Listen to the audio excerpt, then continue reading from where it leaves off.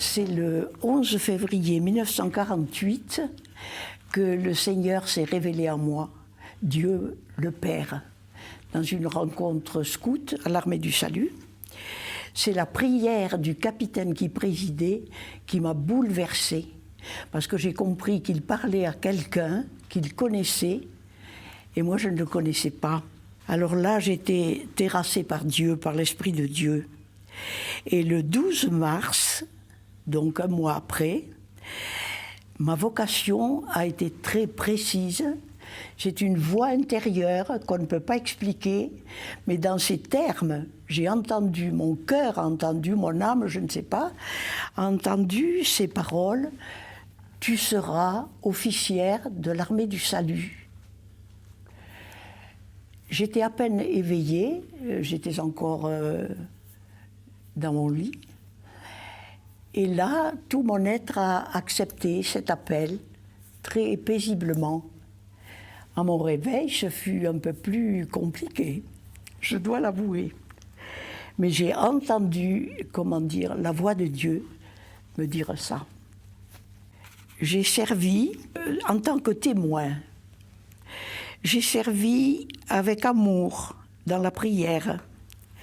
J'ai servi dans le combat pour le salut des âmes, comme on disait à l'époque à l'Armée du Salut. Et on nous apprenait à aimer les gens qui n'étaient pas croyants, les perdus. On comprenait qu'ils étaient dans un sens en dehors de la grâce, de l'amour que nous connaissions, nous, les chrétiens, avec le Seigneur. Alors, cette expression était très juste pour nous, l'amour des âmes perdues. J'ai aussi servi avec la foi dans la parole de Dieu pour convaincre du salut, de la justice, de l'amour de Dieu. J'ai assisté à la délivrance d'un homme possédé de mauvais esprits, que nous avions appelé le Gadarénien, parce qu'il était exactement comme le Gadarénien de l'Évangile. Et nous avons vu sa délivrance, nous avons vu son salut.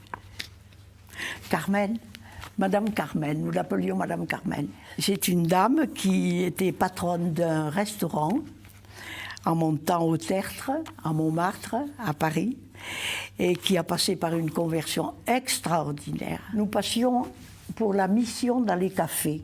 Chaque semaine, mission dans les cafés et les restaurants. Nous offrions le journal évangélique de l'Armée du Salut, l'Évangile, des prospectus. Et cette dame, avec une autre dame, toujours habillée en noir, bien sûr, nous les trouvions à table toutes les deux. Le restaurant était vide, un grand restaurant vide, une lumière très pâle, bien sûr, par économie. Elles étaient très tristes. Et j'étais malheureuse de ne pouvoir parler avec elles. Je ne trouvais rien à dire. Et je priais que Dieu me donne le contact avec ces dames. Un soir, c'est la patronne qui m'interpelle alors que je ressortais. Elle me recevait très gentiment. Elle me dit « Madame, donnez-nous un peu de votre joie. » Je reviens vers elle. Et là, j'ai été inspirée comme rarement, très rarement. L'Esprit de Dieu m'a permis, comme ça, de but en blanc, ma joie vient du Seigneur. Et je voudrais vous dire comment et pourquoi. Et j'ai raconté Jésus très brièvement. Jésus cloué en croix. J'étais bouleversée moi-même. Je me suis arrêtée. Je savais qu'il n'y avait plus rien à dire. Il fallait que je m'arrête. Et au bout d'un petit silence, voulez-vous que nous prions, que je prie pour vous, mesdames? Oh oui, madame, oh oui, priez. Alors je me jette dans le Seigneur, je ferme les yeux. Et je prie brièvement, les remettant au Seigneur pour qu'il les sauve. Et j'entendais, pendant ce temps, des larmes très grosses sûrement qui tombaient sur la nappe en papier. Alors j'ai ouvert les yeux. Elles se sont levées toutes deux, elles m'ont pris par le cou et elles m'ont embrassé très très fort, très fort. Et elles pleuraient, les yeux étaient pleins de larmes. Je suis partie. Quelques mois plus tard, je reprends ce secteur, disons, de mission dans les cafés. J'étais avec un sergent, nous étions 2 pour ça, et je l'avais envoyé parce que ces dames étaient très aimables. Alors il ressort en me disant « venez vite, on vous demande ». Bon, j'attendais dehors, je rentre, je pense tout de suite changement de propriétaire. Une lumière éclatante, toutes les tables étaient occupées, le comptoir plein de clients, et il y avait même un pianiste à l'entrée avec son piano qui allait bon train pour créer l'ambiance, mais c'était extraordinaire. Heureusement, j'aperçois Madame Carmen, nous l'avions appelée comme ça, et elle lève ses bras comme ça devant tous les clients, et elle dit « la voilà, c'est elle ». Alors moi, je n'ai pas su que dire, mais je crois que j'ai bafouillé une petite blague, mais je ne suis pas un porte-bonheur, madame, ou quelque chose comme ça. Alors elle m'a fait signe, nous sommes allés au fond du comptoir, du long comptoir, et là, à voix intime, elle me dit « c'est Dieu qui a fait ça, regardez, c'est Dieu qui a béni mon commerce ». Je ne pouvais pas ne pas le croire. J'avais vu ce que c'était avant. Et puis alors, elle commence à me dire, voyez, c'est Dieu qui a fait ça. Et je dois vous dire que pour la première fois, j'ai mis les pieds à l'église de mon quartier. J'ai fait le chemin de croix le vendredi. Je n'avais jamais fait ça. Et quand j'ai vu Jésus cloué sur la croix, j'ai tout compris. Je suis restée là longtemps. J'ai pleuré, toutes les larmes de mon corps, mais j'ai tout compris en le voyant. Et je me suis rappelé, c'est ce que je leur avais expliqué, ce que j'avais déclaré du Seigneur en croix.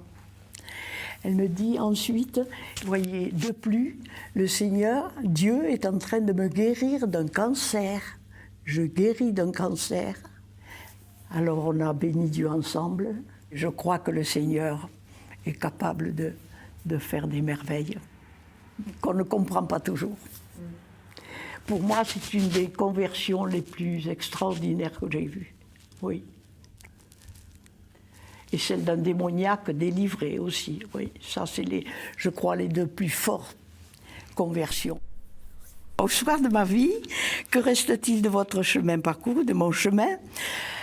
Alors, spontanément, ce qui vient, la reconnaissance. Ça, c'est merveilleux, c'est ce qui domine.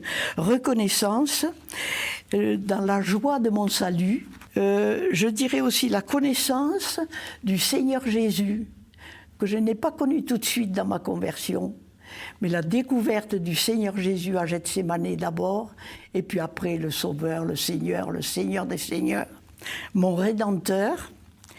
Et la connaissance de Dieu, mon Père, en tant que Père, ça a été une révélation spéciale.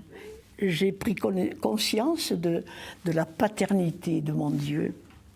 Et puis troisièmement, mais je le mets en premier, la renaissance, parce que ma conversion a été vraiment, pour moi, la nouvelle naissance. Vraiment, la nouvelle naissance.